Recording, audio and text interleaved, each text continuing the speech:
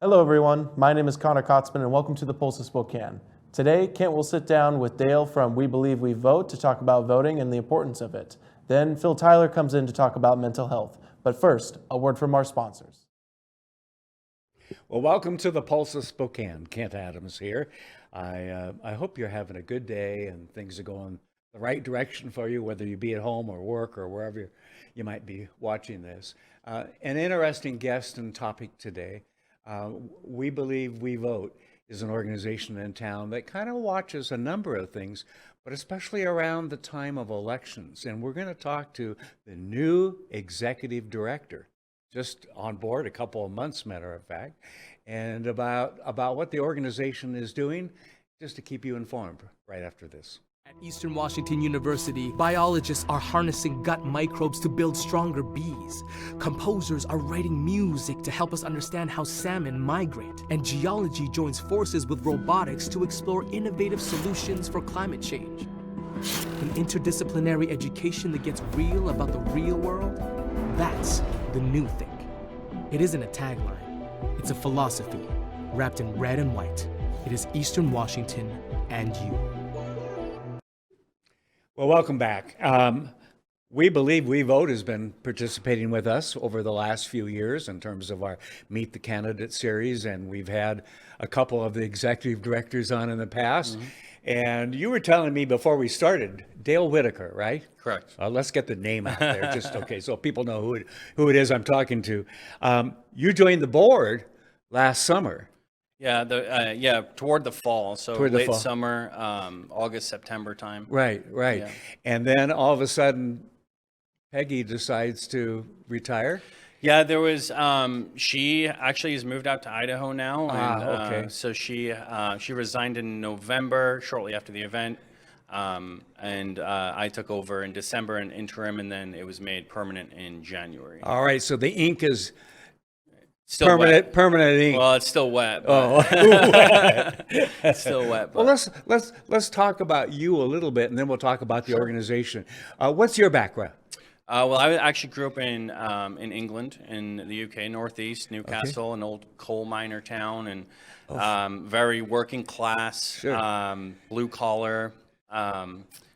Salt of the earth. Yeah, right? just very, came from a very small village called Washington, which is actually the George Washington's family. Are from my town. Oh, really? Our town, Washington, Washington Village, are actually his parents' property. Wow. So they have something called Sulgrave Manor, is where his parents, the property that they owned, and they actually fled to the States because they were opposed to the monarchy at the time. Okay. And so there's a lot of heritage in my town, actually, my village where I'm from, regarding the history of America. Yeah, no kidding. So you also do some tax work and accounting and so forth too. Yeah, I have a small just tax practice, just me. I'm an enrolled agent, so I just help small businesses and individuals to. Did you get everybody filed in time? I have a few more to do, a few extensions, but I got 90% of them done. Yeah, so, yeah. I worked hard to get to wear both hats and to try and get my tax season out of the way so I can focus on We Believe We Vote going into the election cycle, Right. And also our fall event. Too, Right, so. right. Well, this is going to be a big election year. I know a lot of people say, well, it's the presidential election year is when it counts. No, this is important. I mean, you look locally, we've got several races from prosecutor to now 5 county commissioners instead of 3. And usually there were 1 or 2 up at every couple of years. Right. And you start looking at all the state representatives and half the senators from the state. And even at the federal level, our state senator is running again, Patty Murray. And you start adding that up. It's going to be a big and busy year, isn't it? Yeah, it's we spend a lot of time.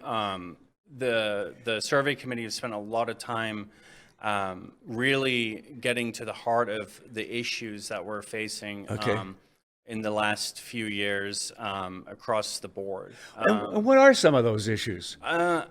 a lot of it is family rights, the rights to the families to educate their own children and direct their health care, and the imposition of local governments and school boards having an effect on that process and getting involved in that process.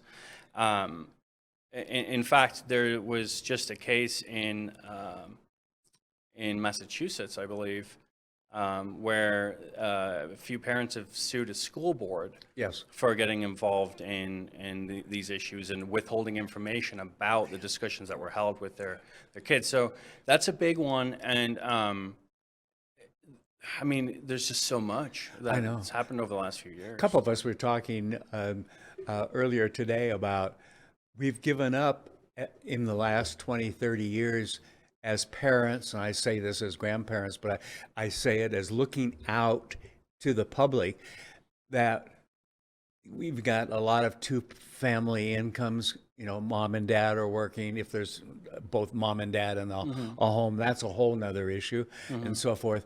And I think we've kind of turned our back on and forgotten that our primary role is our kids and their education and their upbringing.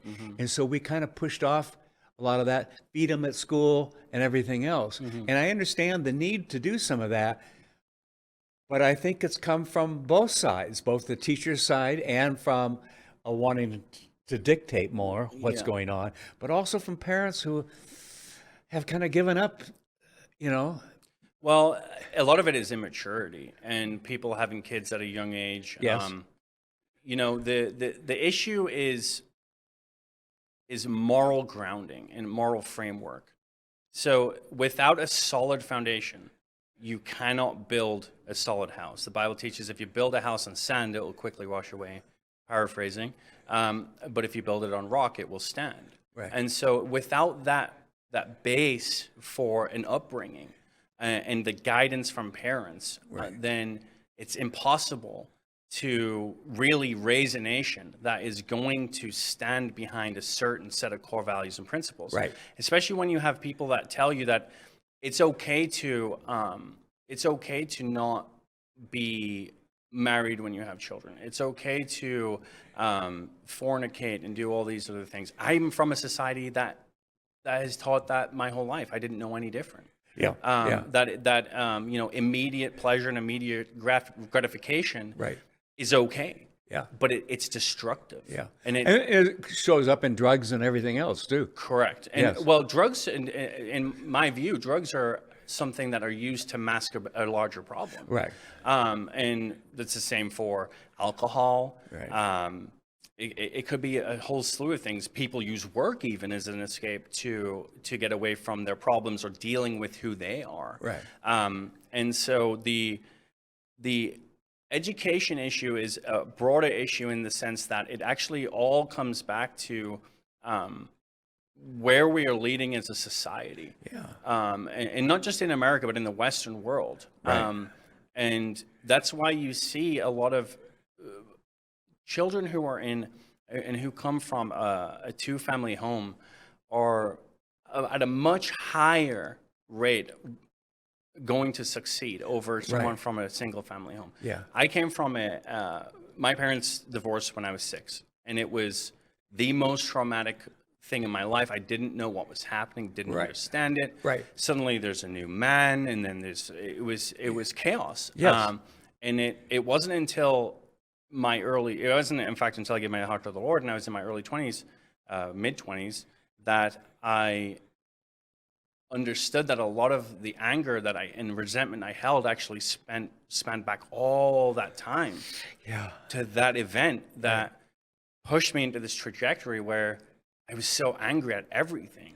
And really what I was angry at were my parents. Right. And how could they do this to you? Well, and not even how can they do it, just not even understanding and you know, I am a true believer that the Lord writes morality into your heart at birth. I think everyone is born and we all know what morality is.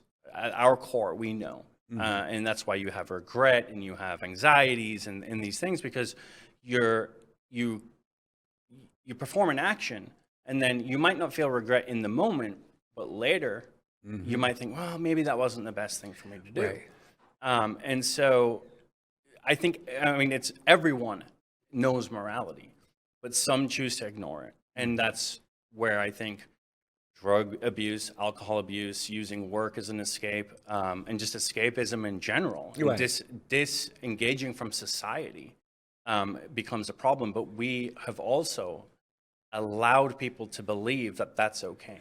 Right, right. Well, we've legalized marijuana in this state and several others, and so on and so forth, and in effect legalized a lot of drugs because we don't arrest people for them anymore, and so we've really kind of taken down the wall, saying you're not supposed to do that. Think about that before you do that. It's just okay, go do it. Right. Whatever you want to do, kind of thing. Yeah, and instant gratification leads just to destruction. Yeah. In fact, you're given free will. We were given free will to freely love and to freely hate, if that's what you want to do. But you're given the choice to do whatever it is that you want to do. Right. But we're also given instruction on how we should live and Yeah. what we should be doing in certain circumstances, and not just and it's not just in a bottle. I mean, it's very broad and applicable to many life situations. It's timeless. Tell us about We Believe, We Vote. So those who have heard about it, because we've been through a few elections and so forth in the past, but briefly describe what is the organization, what's your mission and objective? So we produce every election cycle, every year. So we produce a voter guide that's available on our website. And we survey candidates, and the candidates have a choice to respond to our survey or not respond. And we take their responses to our surveys. We post them on our website, and the general public can use them. And we use our core beliefs and value statements from our website to determine how we align the scores. And our core beliefs and values are grounded in biblical and constitutional values and principles. Okay. So we try to look at everything and frame every question on the survey through a biblical lens. Okay. And for those issues that perhaps it's difficult to really discern, what position you would take, we look at it through a constitutional and a lawful lens. Right. But we really we really strive to be a biblical organization and look through everything through a biblical lens. It's really primarily a volunteer-run organization. You're really the primary staff, aren't you? Correct. I'm the only paid person at the organization. Right. And all the board are volunteer. Right. And we are a working board. The board work hard. Paula Cullen and Carolyn Jacobs on the survey committee have just been outstanding in their work this year. Paula Cullen really spearheaded that, and it's just been a fantastic experience and learning for me too, because I'm still growing. Yeah. And We all are. Yeah. Okay. Yeah. It doesn't stop at your age, Right. or even at almost 76. Okay. Right. We're And- always learning. Yeah, exactly. And so the big thing, I have just learned a lot, and I'm growing and experiencing the fundamentals and really just trying to work for the Lord and just bring that light to government. I mean, that's really what we want to do. We don't want to cut anyone down. We don't want to make anyone look bad or anything like that. Our primary objective is, these are the candidates, these are our core beliefs and value statements, and if you believe in what we believe in as an organization, and you see the alignment, then it's a quick way for you to discern who to vote for. Well, it's certainly a good part of for the right people to bring some knowledge to them, because so many of us are so busy with life and family and work and so forth. I've heard that name, but I don't really know anything about them. I remember voting for a couple of races And the We Believe We Vote is where I went, even though I probably had met them, but I didn't know what they really stood for. You Right. know what I mean? To go find out where they are on your scale and so forth, and a couple of other places too. But a way to go, okay, they don't believe that, or they do believe that. That tells me something, because I don't have the time to go around and spend an hour with every single person, and especially this year, because everybody and their ghost is going to be running for one office or another. This fall is going to be a busy fall. It's gonna be it's gonna be very busy. And Are you ready? We are actually. I think we're doing good. Good. We're doing good. We just went live with our new website a few weeks ago. That's been one of the bigger projects I've worked on the last couple of months. We've revamped the voter guide. That is not live yet on the website, so it's just a holding page right now. Right. But the new voter guide system is going to make it very easy to navigate, very easy for candidates to respond online instead of an old PDF format. So really trying to streamline things to be able to Make it easier for everybody. Just make it easy for everyone and make it easy for the user, the end user, Yeah. to see. Well, let's face it. I mean, you come home from work, maybe both you and your husband or wife or whatever, and you've got soccer practice, you've got Boy Scouts or Girl Scouts, you've got whatever is going on. And sometimes the average person doesn't have the time to do the research on candidates. But we need trusting places to go. Not always is the voter guide from the state the best place to go. Right. But And the voter guide from the state serves a purpose. I mean, Yeah. it's absolutely, it gives you a good background, a biography almost. But it doesn't tell you what the candidates stand for. Right. And that's really, truly what we tried to strive to do, is to show you what the candidates stand for. And we're not telling you Yeah. what the candidate, they're telling you. Yeah. Because yes, we produce the survey. Yes, we produce the Sure. questions. Yes, we produce the scoring They method. choose to or not to answer. Correct. Right. And it's how not, they answer. we're not just geared up to, we're not geared up just to say we only want a Christian, or we only want a conservative, or we only want a Republican. We want everyone to respond. Right. And that's the thing that we are trying to really hone in on is, if you're a Democrat, just respond. Yes. Because it's important for you and your base even to know Where you stand. Yeah. So even if we disagree on issues, Yeah. it's still a useful tool for you. Yes.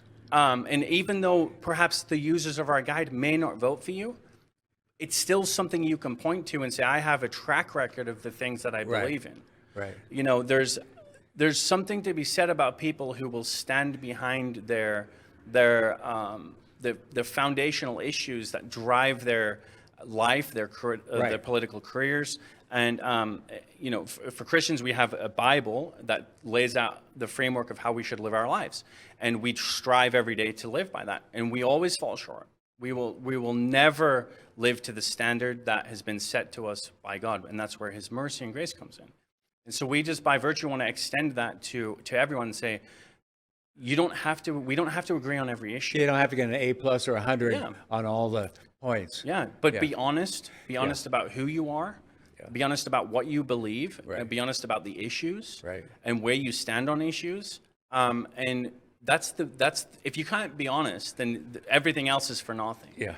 And so we just really want to reiterate that we're not looking for or endorsing any particular candidate. We really want everyone to engage with us. So toward the 3rd or 4th week of May, when you know who all the candidates are, out go the surveys to all of them and so forth. Mm-hmm. What kind of return do you usually get?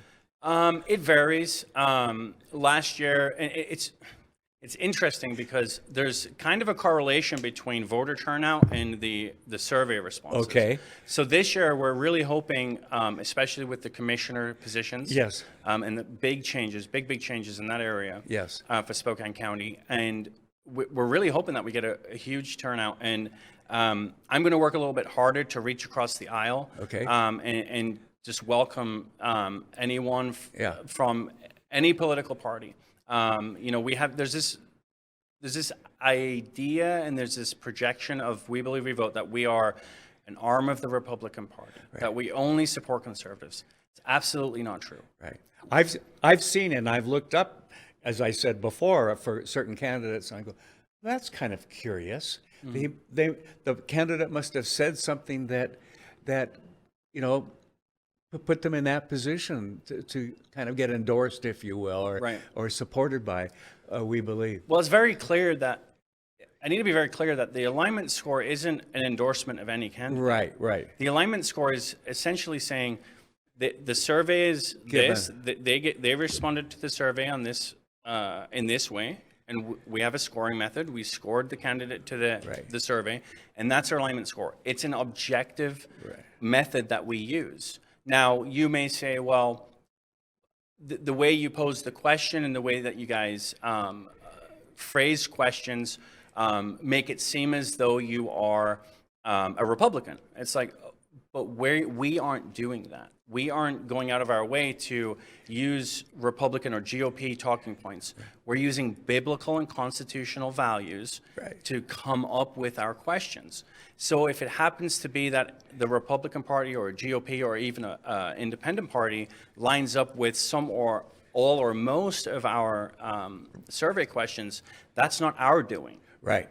We're not going out of our way to make them feel okay with what we're doing. We are completely independent.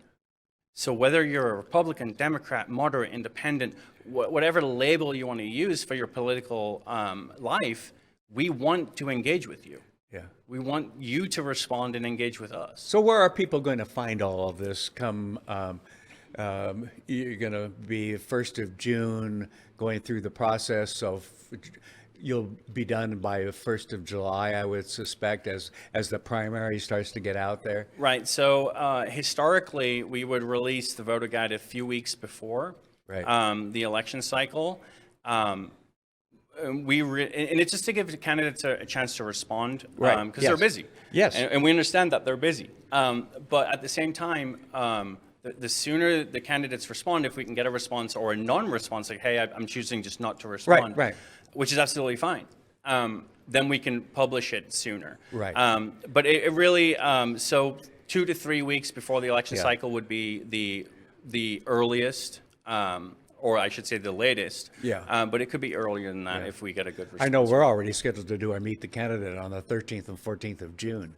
And we've got those times set, but there's nothing we can do until they close the filing system and so forth. And then that Monday, people can change and do a couple of things. And so anyway, we sit and we wait. We're at the mercy of county government and state government in terms of timing.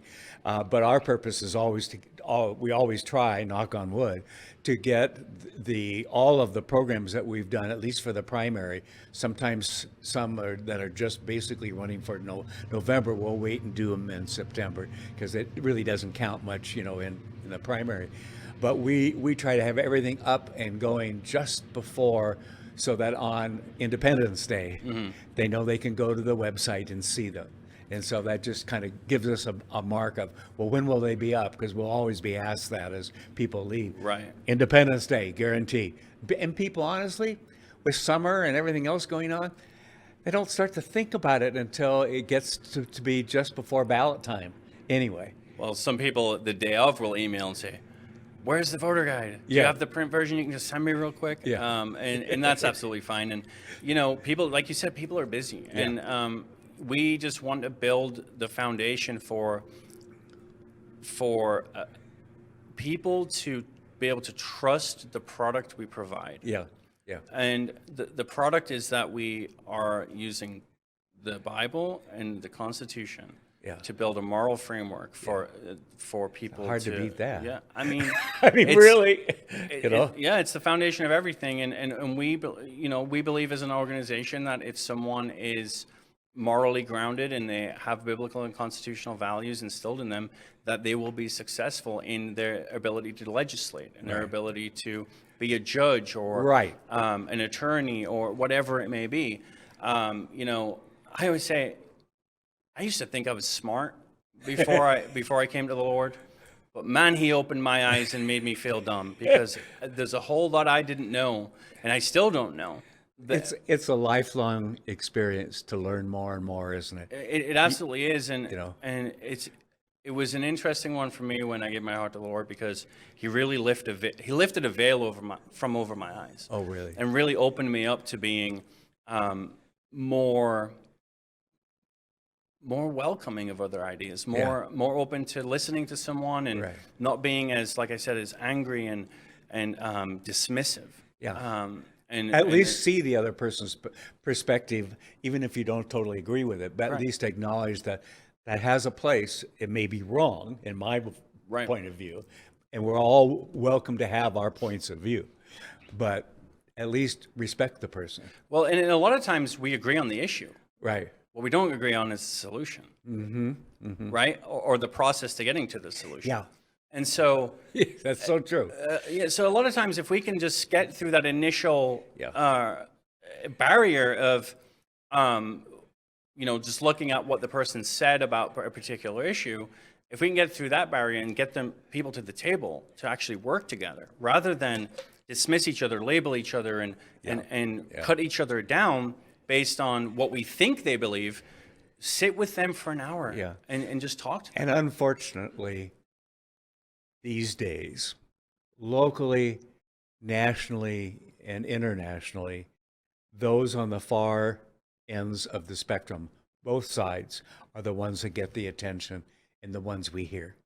And they don't really represent the majority of people who are good people and want good things for their family, want their husband or wife to have a good job, want their kids to succeed. And I think that's what most of us agree on, but we never talk about that. We talk about some of the other things and so forth, and often in a shouting manner. Right. And the less than 1% that have the loudest voice will drown out the other 99%. Yeah. I'm British, so I'm a big soccer fan, and I've noticed the language. I've caught you a couple times. I've caught you, yes. it comes out every now and then. It does. But it's akin to, so in soccer, they don't do it in England much anymore, if ever. They bang drums. Okay. So you have one guy banging a drum, and you have 30,000 people shouting, but you hear the drum. Okay. Yeah. That's what happens. Yeah. There's one small segment of people banging a big drum. Well, in the meantime, between now and when your guide gets out and so forth in June or July, where can people find your website? And are you on Facebook? How do people reach you? Yeah, so we have Facebook, Twitter, Instagram. Welcome to the digital age, right? And so we're on all platforms. Right now, we're reevaluating, and we've scaled back a lot on our marketing and our social media. Sure. And we're looking at, we want to go in a slightly different direction than what we've done in the past. We really want to focus on education.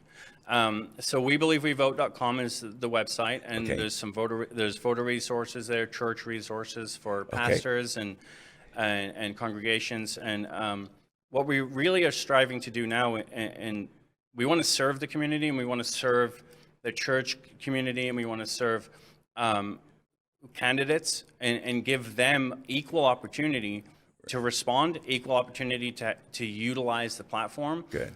So we're not going to go to one candidate and give them any bonus platform over someone else. Right.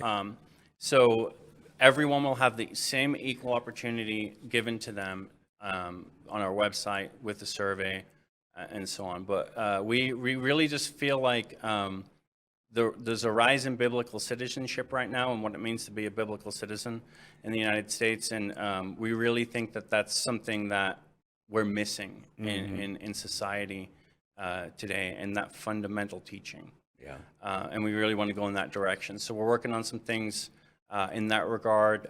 We're working on our church outreach to get the church involved, and just really working with the community at large on issues and giving them the resources they need to steward their citizenship, but also to steward it in a biblical manner and see things through a biblical lens. So WeBelieveWeVote.com.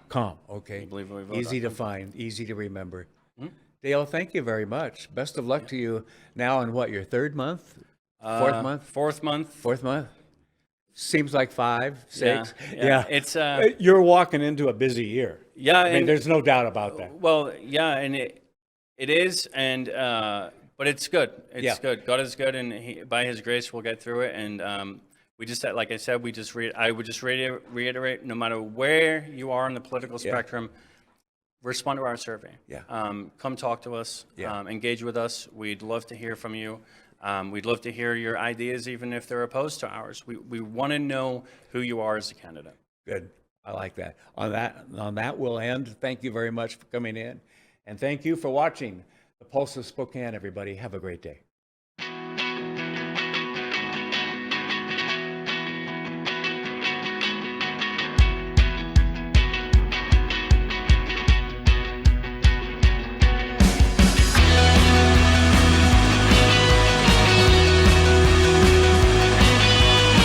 Hello, I'm Parker with Hope Neighborhood Coffee Roasters. Hope is a student-led professional coffee production here at the Hutton Settlement.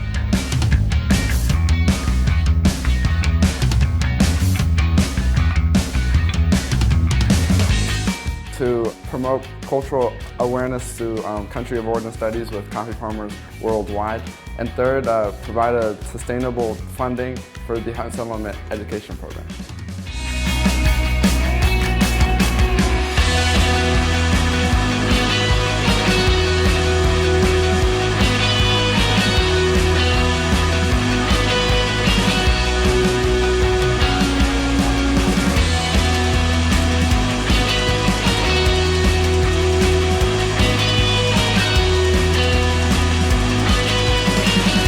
Hi, my name is Roxanne.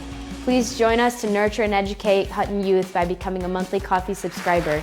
You can visit us by going to www.huttonsettlement.org and click on the About Us page. Thank you.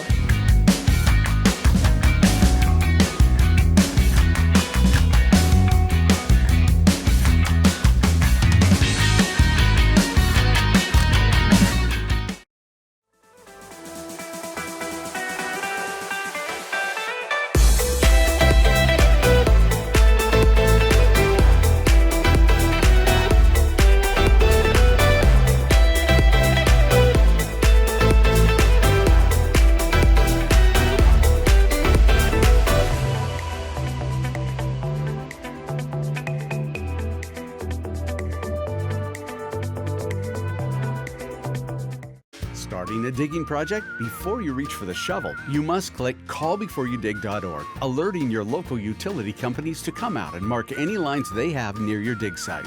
Protect our buried utilities and click callbeforeyoudig.org.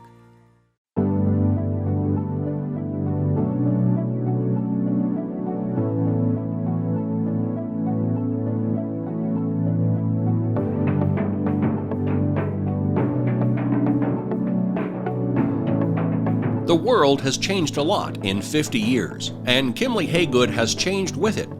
We still provide our customers with the highest level of service, whether it's financing, construction management, property management and maintenance, leasing, or sales.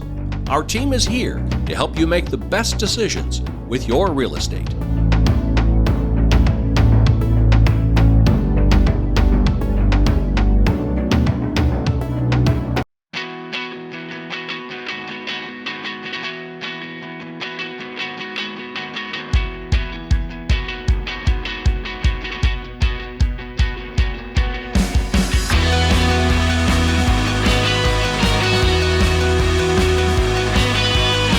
Hello, I'm Parker with Hope Neighborhood Coffee Roasters. Hope is a student-led professional coffee production here at the Hutton Settlement.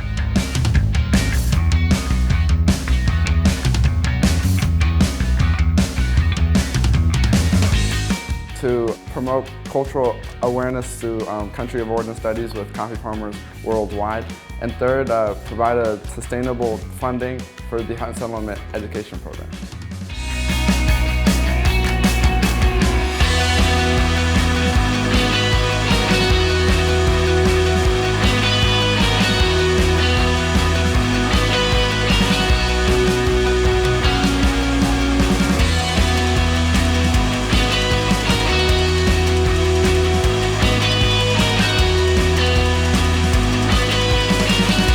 Hi, my My name is Roxanne. Please join us to nurture and educate Hutton youth by becoming a monthly coffee subscriber. You can visit us by going to www.huttonsettlement.org and click on the About Us page. Thank you.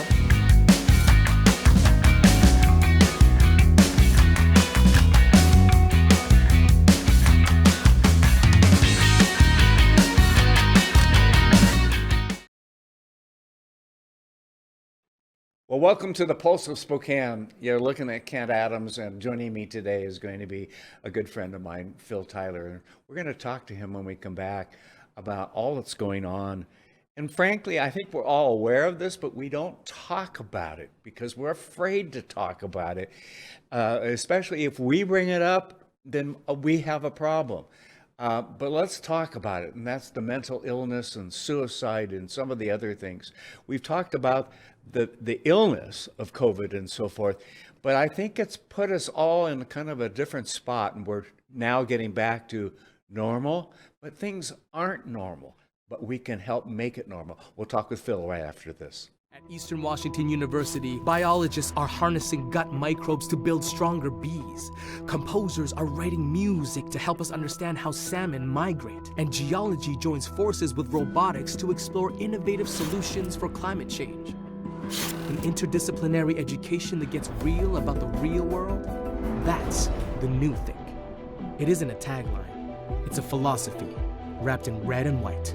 It is Eastern Washington and you. Well, joining me is Phil Tyler. How are you? I haven't seen you for a couple months. Yeah. You've been busy. I'm good. I've been busy, yes, sir. You just, but a good busy. Well, good, Yeah. good. For those that don't know, there's a subject matter that we often talk about. Because I remember that night getting the Facebook posting about your son. Yes, sir. And it bothered me a lot. And nothing like it did you and does you, of course. And losing your son to suicide and so forth. And I think we're all looking at that could happen to our family. That could happen to the neighbor's kid. That could happen to Johnny down the street. Yes, sir. And then we went in. This was before the pandemic. Absolutely. Okay. And then the pandemic came, and it's like not only am I down, but I'm going to get slapped across the face because now we've opened up mental illness and suicide, and I don't know the numbers, but I know they're not better than they used to be. Yeah. Okay. Nationally, Kent, you would be surprised that over the last 2 years, statistically, it's gone down a bit. Oh, okay. However, Yeah. when we say that's a It's national, always the however, isn't it? correct. There's always a however or a but. But that doesn't mean all have gone down. We've Right. seen adolescents, young girls, young black boys, Native American have spiked up. Okay. You Okay. know, Yeah. in those numbers, and that has been borne out in our emergency room visits for acute psychiatric and mental health Yes. help throughout the state of Washington. Wow. So even though the numbers are trending down, Yes. there's numbers that are trending up. Okay. And I wonder that how need to much be- of it is not reported, though, too. There it is. Okay. And even more troubling than that is how many are not reported because they can't get access to the services that they need. Yes. Meaning they call, they're put on hold. Yeah. They go to an emergency room to seek services, and they're made to wait for hours, and then they simply leave. Yes. Or they go to get treatment at a local mental health facility. They're checked in, And we can maybe see you in 2 weeks. or 2 weeks or 2 months. Oh, okay. And so that is troublesome, you know. Yes. But our emergency rooms are feeling the pressure of this.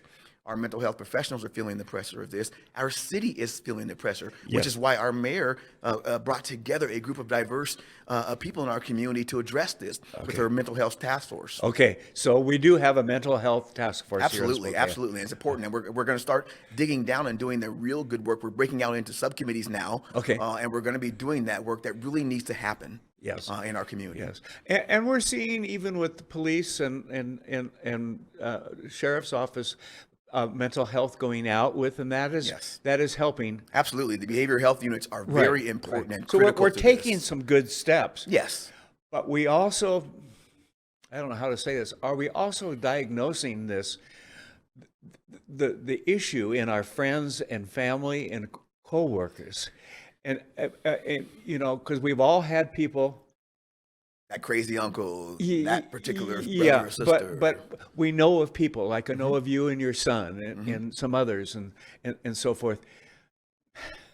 But are we alert yet enough to realize that when you walk out of here today, if I felt something strange, what do I do? Yeah. How do I, you know what I mean? Yeah, absolutely, Because absolutely. we know we're dealing with people every day that have Absolutely. mental challenges. Something going We on. all do. Yes, Okay, absolutely. we all do. I'll admit it. Okay, yeah. I'm on overload at times, and I know you are Yes, because sir. of all the things you take on. You're like me. You don't know how to say no. Okay, but how do we begin to identify? Where do we go to get to learn about identifiers? Yeah, that is a really good question, and there's a really good set of resources, really here locally. And I'll start with my good friend Sabrina Votava and Fail Safe for Life. They do a training. It's a free training. Okay. It's called QPR. Question, persuade, and refer. And that's a good training, a skill set that parents, grandparents, aunts and uncles, neighbors can take and learn how to identify those signs. Yeah. And when you have those signs, how to have that conversation. And then after that conversation, how to then refer them to appropriate resources, Yes, right? yes. There's mental health first aid that you can do out there that many companies, including mine, Gonzaga, are offering to their staff and faculty. Okay. So we can be able to discern those signs when things are going wrong, right? Yeah. If the standard first aid is seeing someone bleeding, applying a Band-Aid Right. or a pressure Pressure, point right. or whatever it might be, mental health first aid is the same thing for those things you can't It just see. doesn't bleed Right. out in the you can't open. see it necessarily physically. Then right now we're an event coming up called Kellen's Cares Foundation coming up this Saturday. Okay. After the loss of their son, Kellen Erickson, whom my youngest son knew from Ferris High School, died by suicide. They're getting together and putting this first annual event on, specifically targeting young boys because young boys are struggling. Although right now one of those numbers that are spiking are young females too. Okay. But this particular event, Kellen Cares Foundation, is giving resources to those families, those parents, about how to identify, address, where to go to seek help. So really the first step is within the home, within that familial unit Right. to identify those Right. things. In that situation and others, do people often say afterwards, I wondered if maybe something was off or whatever? Because some real guilt will come with that. won't it? And those are natural emotions. One of the things that we are learning as we go along this mental health journey is that you're going to experience these emotions, and those emotions are perfectly fine. Okay. As long as they drive you then to take some action. Okay. Right? You can't the key. sit with it and go, Kent seemed a little off today, but I didn't say anything. Yeah. Right? Okay. It should drive you to then maybe call Kent back and say, Kent, I noticed you just weren't seeming yourself today. Is there something you want to talk about? Right. I'm right. here to listen. Yeah. And just listen. Wouldn't that be nice if we started doing that with people? If society as a whole, if Yes. the world, it'd be a whole different environment that me. I chuckle because it seems Pollyanna. Yeah. But boy, we can start to believe that. I And it can relate changes because I can things. think of times that, oh my gosh, I can't handle it all today. I would admit that if somebody asked me. Yes. Okay. There's the great story of that is the young gentleman that jumped off the San Francisco Golden Gate Bridge. Yes. His story is amazing. He said he was feeling just like you described. Right. Got on a city bus. And he said, if one person would have asked me how you're doing, I wouldn't have continued. Got off that bus, had to transfer to another bus. He said, if one person would have said something to me, I wouldn't have got it. Got to the end of the line where the bus driver noticed he was still on the bus, looking down and all that. And all he said to him was, it's the end of the line, you got to get off. He got off, went to the bridge, and said, if that bus driver would have just said, hey, guy, are you okay? He wouldn't have did it. Boy, there is a lesson to learn. Huge there, lesson. Isn't there? Huge lesson. But I think we're afraid of raising the question because we might be wrong or we might embarrass ourselves or whatever. We got to get past that. Yeah. Would you rather be wrong to save a life? No. I would. I would love to be wrong if I could save a life. Yeah. Right? Yeah. Hey, how are you feeling? You look a little down. No, I'm fine. Okay, great. Okay. But if they say, you know what, I am, can I share something with you? And you say, absolutely. Yeah. Yeah. And you stay there and you're attentive in that and you're actively listening. Okay, but then what do we do? Then you have those resources to help hopefully refer them to. But statistics will say this, Kent. Most people that are in that stage of wanting to do self-harm if they only had someone to listen to, can create that brief distance between somebody the event cared and that enough. somebody cares.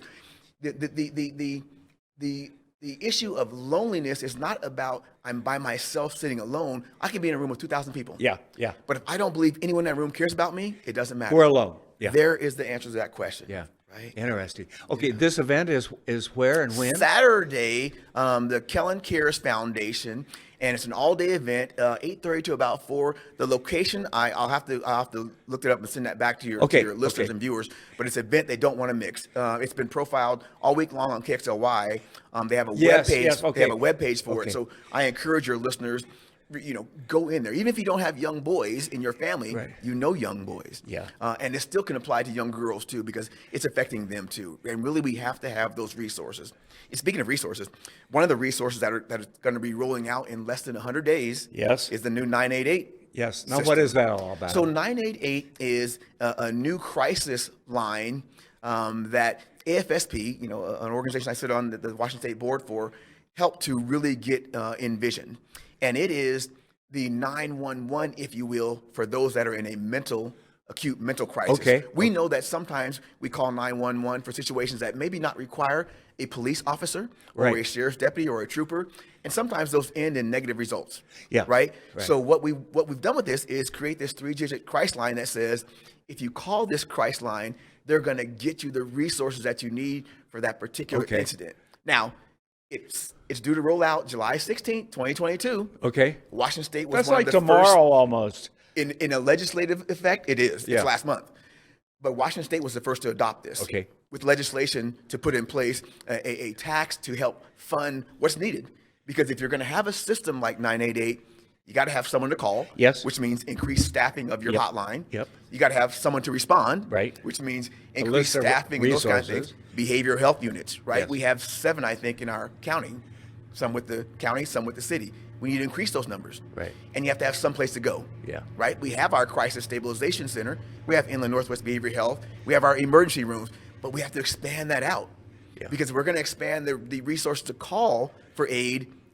Someone to call, someone to respond, someplace to go. So, as a citizen, if I'm feeling awkward about all of this, I can sit there with the person even and call 988. Absolutely. And walk through to ensure. That would be ideal. my Yeah, I was going friend. to say that might make sure that it's That would getting be done. That is Yeah. QPR to the T. Yeah. You've talked to the person. Yeah. You persuade them to call the number. Right. And you're referring them to And the appropriate even wait for the resource. services to arrive If- or take them to that service. Yeah, that's wonderful. Yeah. And to give you an example, Washington State in the last data that was pulled in 2020 in their hotline, because hotlines are all regional, right? The 1-800-273-TALK. They answered, or they got 47,000 and change calls in. Of those 47,000 calls, they answered 74% of them. So around 37,000. Yeah. The other calls have to be transferred to a different region, which is delaying the response, Yes. delaying the connection. They don't have the resources for your district, and So we have to make sure we're prepared for these things in the rollout. Yeah. Yeah. And that includes Are our we gonna be our prepared? municipality. Well, Washington State was the first to adopt it, so I think we are. Okay. And there is funding for this too. Absolutely. So it's not like we're adding on responsibilities to organizations that are already struggling to keep the bills paid. Well, you're and everything probably else. going to add some responsibility, but it also will help take the burden. Our ER rooms are inundated Yes, right now. yeah. Right? We know that our Inland Northwest behavior and those kind of mental health are inundated right now. So expanding the services. And maybe has it's to be putting done. somebody with that resource on staff at the ER on times certain on Friday nights or whatever it may be. Yeah, if your data can track that. I mean, welcome to today. We can track about everything. Yeah. you And know? what we do know is springtime is the height. Is it really? Yeah. So the misconception is like mental health and suicidal issues spike in the holidays. Well, that's not necessarily statistically true. It's in the springtime where we see Why, the highest I wonder? increase. I think the it's pressure of school would be for students, probably. potentially. I think you it's know? that sign of refresh and rebirth and everything is new. And But it's what if I'm not getting better? Yeah, And everyone okay. else around me is? That's a weight. I never knew that. Yeah. Yeah, that's really Yeah. interesting. It is interesting. And again, that's why I think it's so important to have these things in place in our schools. Yes. Right? The Stand Up Act in D.C. was passed in March, and it was on the president's desk, I believe, sometime in March. And that is suggesting or encouraging our schools, grades 6 through 12, to have some evidence-based mental health and suicide prevention training inside the schools there.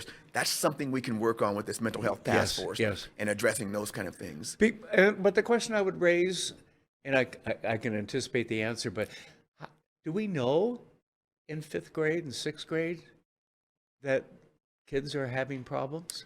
Data would say yes. I mean, there was a new report that just came out this past week that says, or it's suggesting that we should be having these conversations with our youngest, right? Okay. They know they deal with emotions. Yeah. Right? Right. They may not know how to deal with those emotions. Yes. And if we're not addressing that early on, they may develop negative coping skills to those emotions. And that might manifest in mental health, that might self-harm, self-mutilation, all those things. So the earlier we can get inside and do that. How early did you get indoctrinated to stop, drop, and roll for fire? It would have been early. It was more about the bomb coming. Okay, same thing. You know, if we can do that for our in the 60s, young, early 60s. Sure. Yeah. But we way before you. Yeah. But we've had that conversation about stop, drop, and roll early on in our career. We knew who Spot the Fire Dog was and these kind of things. And that was fire prevention. Right. Why not have some mental health prevention early on too? And you can do it at an age-appropriate level. There's a wonderful book, and I should have brought it with me, called Gizmos, Pause, Emotional Training. And it's a book designed to have a conversation with youngsters about their emotions, how to go to a trusted adult or a individual when you're having these emotions, things to do that can make you feel better, draw, go outside, play, talk to a friend, tell a joke. And it's given to these youngsters in a way where they can understand it. And then if you share the book with them, go home and have a conversation with their families about these things and their emotions. So there are times I think of moving from elementary school into junior high. Yeah. And then even in junior high into high school. And then high school, in making the decision, do I go to a college? Do I go for a trade school? Unfortunately, I think we've come out of the last 10 to 15 years glorifying the university and college. You have to have a degree. Sure. And we're paying for that now and not getting our homes built and a few other things. Yeah. And as an employee of the academy, I understand the importance of it. Right. But what you said puts a lot of mental weight on a young man or young woman, right? You have to do this, That's a lot of weighty expectations. And instead of really having a conversation with them, what do you want to do? Right. Where do you see yourself? Talk to me about what's next for you. That kind of lessens that emotional burden. And those are all conversations that we really should be having with our young men and women as they transition from So you're going to help make sure we get prepared for this 988. Yes. Yeah. Yes. It's one of our advocacies through the American Foundation for Suicide Prevention, our Washington board here. We've been advocating for some time. It's law now. It's rolling out July 16th. Yes. Okay. I'm going to make sure it's a conversation we're having on the Mayor's Mental Health Task Force, too, to make sure Are we doing enough dedicating with our funds. teachers and educators to help them see that, too? Or what do we need to be doing there? Because, we've shoved a lot of things over the last couple of decades to schools. Absolutely. Okay, from watching things like that to sex education to drinking to all the things that we've feed my kid, the whole bit. Sure. And I start thinking about the poor teachers out there that are trying to teach something, and balance life. Balance all that. They do have access usually to what the family situation is, and they know those kinds of things. And so sometimes intuitively, if they see a student maybe having some issues, and go, okay, that's a single family, parent family, and so forth, and maybe watch a little more or something like that. But we all need to be attuned to some of those signifiers. And I can't speak to specifics for our educators, but they should be having the same mandated kind of training, mental health, first aid, how to identify that. Increasing our number of counselors per student is a big deal. I was at an event just last weekend talking to some young ladies that were in the education system, the counselors, and they would say they need more. Oh, okay. Right? So that can alleviate the burden of our educators. Yes. But this is not simply about educators, Kent. It's about anyone who touches our children, right? We spend about, adults, 90,000 hours of our lifetime at work. Yeah. Imagine how many hours our kids spend in school. And so everyone that touches them, from the bus driver Yes. to the janitor to the cafeteria lady, they must be equipped with that ability to identify, just like we spoke about earlier. If they're not being trained to identify those different Right. changes in the students that they come in contact with every day, we're doing a disservice to our young students. Right. And we're pushing the burden onto our educators, just like we're pushing the burden onto our law enforcers to respond in these Yeah. situations.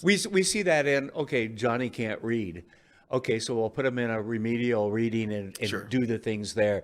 Well, you know, same thing goes for the mental challenges in life. And growing up is challenging today. Sure. And for a lot of minority families, especially with single parent families and things like that. And I think we just need to pay attention. I think that's the key. You know, Yeah. it's maybe that simple in some ways. I think the one light we can find, I hope, Kent, again, coming out of this pandemic, we're still in it, but when we get to an endemic stage and we start getting back to, quote, normalcy, Yeah. we need to understand that connection is vital. Yeah. Right. We talked off camera here about getting back to normalcy, getting our spouse and our friends back to connecting with others, Yes. doing things. The lack of connection creates that loneliness. Yes. And again, we talk about loneliness is not about being by yourself. It's that belief set internally Feeling. that no one cares about me. Yeah. And if we can get back to connection, we have a human innate desire to be social, Yeah. be connected with other people. Yes. If we can come out of this pandemic understanding that, what we had on Zoom and Skype and these kind of things was good. We had to pivot. Now let's get back to this connecting with Yeah. other people so none of us feel Yeah. isolated or alone Absolutely. or lonely anymore. Absolutely. Yeah. Well, good to see you in person. It's always good to see We're you, my going to friend. get you going on that, what you promised last time when I tricked you into saying yes on, okay? Because we need to be talking about these issues. With some professionals that Yes. have some advice for Yeah. us and some resources for And, us. and I think I walk away with, every time I see you and meet with you, learning something new. And Oh, so thank you. I hope that's- it's a part of educating ourselves that, yeah, it might be tough to say, Phil, we need to talk. You seem down, okay? And I've been there, but let's talk. Yes, sir. And that kind of thing. We need to be doing more of that. More, definitely more. And because we don't know how many issues we can prevent. Not necessarily just suicide, but just a chance for someone to realize that, okay, I'm not alone. Absolutely. Because we're all going through all these challenges. We really all are.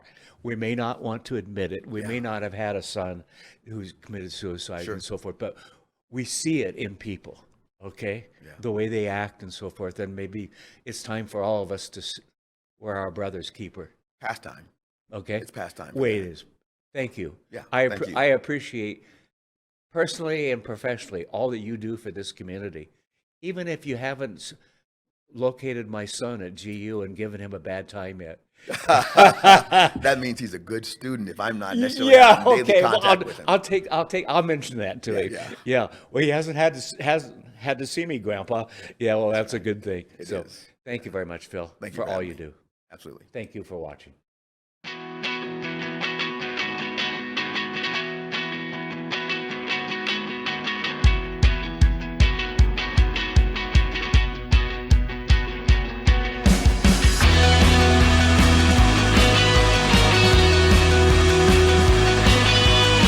Hello, I'm Parker with Hope Neighborhood Coffee Roasters. Hope is a student-led professional coffee production here at the Hunt Settlement.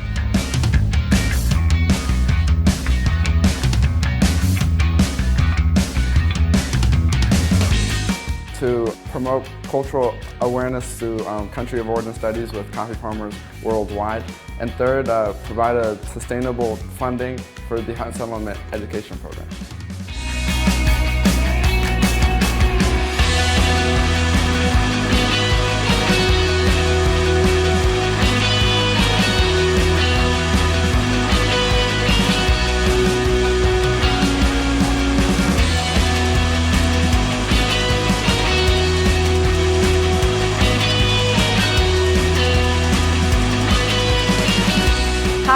My name is Roxanne.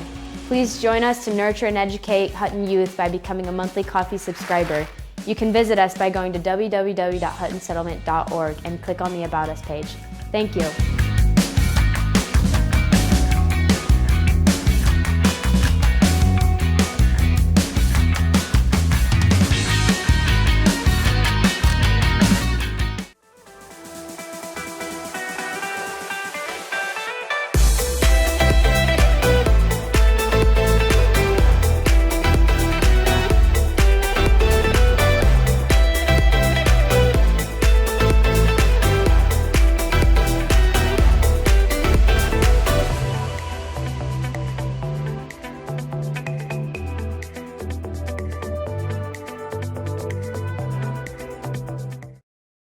An interdisciplinary education that gets real about the real world?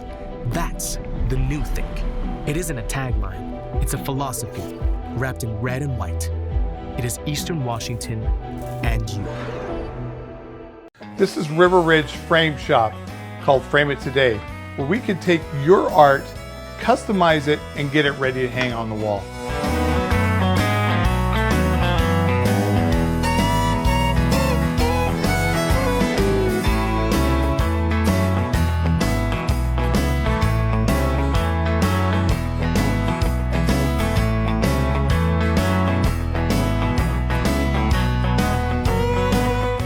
Here at River Ridge Hardware, 2803 West Garland. It's Emma. Yes. How are you today? Good. How are you? I'm doing good. Where are we sitting right now? We're inside of my coffee shop, Celestial Beans. Okay. Where did you come up with that name?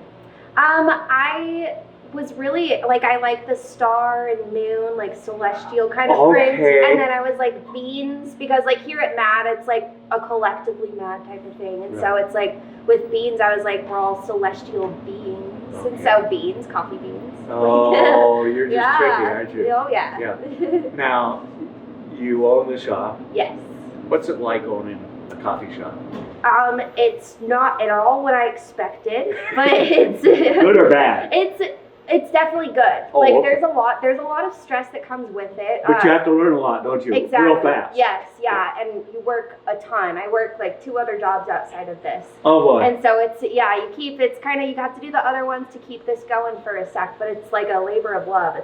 It's a lot of fun though. And like my life, I've had so many interesting experiences that I never would have if I didn't start this. So I'm like what? happy I did it. Like what kind of experiences? It's just you meet so many new people, and in the different small businesses and things, you make so many connections. It's like a little community, so it's really fun. Meeting other coffee shops or other small business owners and stuff throughout Spokane. Right. They all kind of start flooding in through Instagram and stuff like that. So it's nice to keep in touch. You know, one of the things, and I say this often, and I'll say it again here, is that yes, we're a metropolitan area when you count Spokane and Coeur d'Alene and Post Falls and Airway Heights and all that, and I get that. You know, a couple 100,000 people and so forth. But we're still a town. Yeah. And we still talk to each other, even in the same business. And have you found others willing to help you? Yes, yeah. There's other... There's my point. Oh, yeah, totally. Yeah, there's other little, in Indaba, for example. Okay. I feel like a lot of the small businesses here, one of Indaba's taglines is community over competition. Yes. And so I feel like you kind of use each other to raise each other up, you know? Yes, and exactly. so it's I'll promote Indaba, I buy their beans and things, and then it's but then they also promote MAD, and it's Bobby's awesome. Yes, so, yes he is. Yeah, no, it's a great, it's a nice little networking thing, contacting other coffee places and stuff throughout Spokane. Now, how long have you been in here? It'll be a year on May 29th. Okay. Yeah. So you're coming up on an anniversary. Almost, yeah. Okay. Coming up there. All right. Are there busy days and slower days? There are. It's usually the weekend, so I just recently changed my hours to be open later on in the afternoons. Okay. So on the weekends I'm busier. Friday through Sundays and stuff. But so now that I'm open till about 6 now on the weekends, so now it's kind of letting more people come on in. So what's your specialty? Ooh, What do people ask for most? Oh man, I feel like I'm really good at making creative like flavor combinations and things. Like I like to just go like whenever someone can't like think of what they want in their latte, I just say, "Do you want me to surprise you?" Yes. And I just ask like what they don't like, and then I'll Yes, make something. good. Yeah, I'm like, 'cause I don't want to make something you don't like, but Like don't put hot sauce in like exactly, coffee. yeah. But like I like to make like blueberry muffin flavors or like you know sort of It's like I kind of like think of what I want to eat and then like think of the flavors that it would make. Yeah. Oh, fun. And then it usually ends up. So you're an artist too. Yes. Yeah. When it comes down to it. Yes. Yeah. Mm-hmm. Yeah, that's what I. But one of the hits here. Yes, exactly. Yeah, I'm an artist of flavors. Yeah, I love it. Yeah. I love it. Do you dabble in other art too, though? I do. Yes. Really? So What? so I paint and draw, and then I also sculpt. Like make some animal heads and things. Where does this all come from? It Parents, just- school. I think it was. I mean, growing up, I've had a very big like art background all throughout like my childhood and stuff, and then like took like little lessons and things throughout, and I just would see stuff like on Pinterest or something, and was like, I want to make it, but like couldn't afford to buy it, you know. Yeah. So like I just found a way to make it. Well, good for you. Yeah. Good for you. So you probably know everybody that works in the building by Yes. now, don't you? Yeah. And you know what they want usually. Usually, yeah. We've got a couple like regulars and stuff. Like Yeah. we've got Denny. He gets his blended mocha and stuff. Oh, blended mocha. Yeah. Yeah. Just kind of plain stuff, huh? Yeah. Sometimes I can get him into something crazy, but. I love it. I love it. Well, good for you. Thank you. And what amazes me, and it doesn't, and is that you're an entrepreneur starting your own business and all that. And I'm starting to see a lot more of that these days. Yeah. And so, why? What made you say, I want to run my own business? Because there's so many obstacles in the road. No, for sure. Okay. Yeah, there's a lot. You really have to push for it if you want it. Yes. I mean, I feel like I've primarily worked for local businesses, like at different cafes and stuff leading up to this. And so it's like I've seen the small business ownership and like it like looks like fun. Like it's pretty cool. And so it's like I wanted I've But they didn't tell you about the 11:30 at night balancing the books. did Yeah, they? no, not at all. Like it's like I got like some sort of idea and stuff, but then it's like, you know, I just wanted my own cafe, and then my mom like has her own massage like business and stuff. Right. So I was like, okay, so she started her own business, so I had her help a lot. Like So it's in the mine. bloodstream. Yeah. I Good. was like, I'm gonna go for it too then. Like why not? Good Yeah. for you. It's kind of now or never. So Yeah, good for you. yeah. Okay, I'm going to ask you to make something for me. Okay. Okay, and it's your choice. Okay. Okay. You want to ask anything that I don't like? Yes. What don't Nothing you really like? spicy. Nothing Okay. spicy. Nothing spicy. Okay. Okay. I do like chocolate. Perfect. Okay. In fact, I'm a chocoholic, Mhm. but it doesn't have to have much or any in chocolate.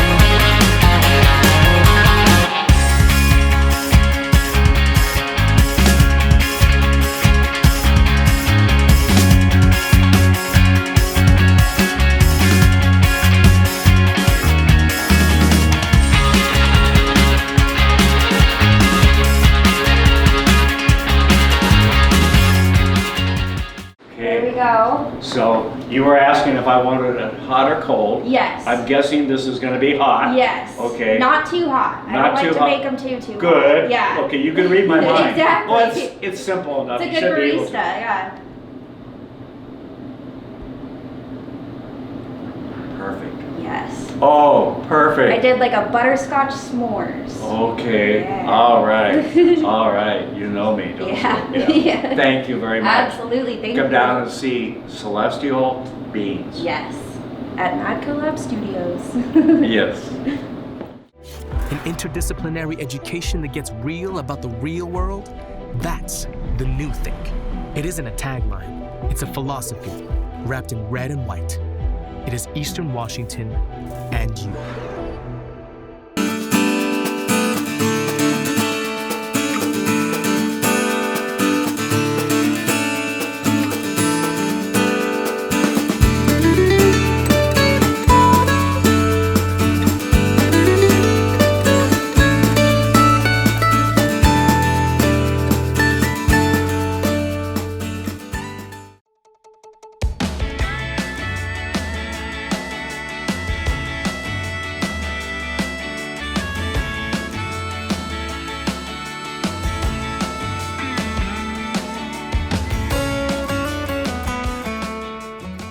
Hi, this is Larry Myers. Normally at River Ridge Hardware, here at Peters Hardware, where I've been blessed to be able to buy it.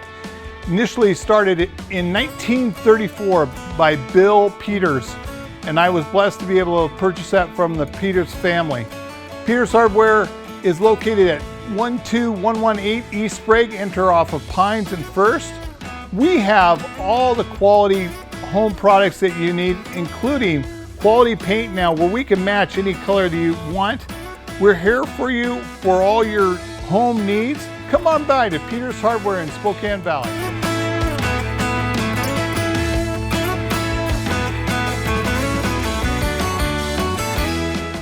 Thank you for watching the Pulse of Spokane. Tune in every Friday for a new episode. Until then, have a good day.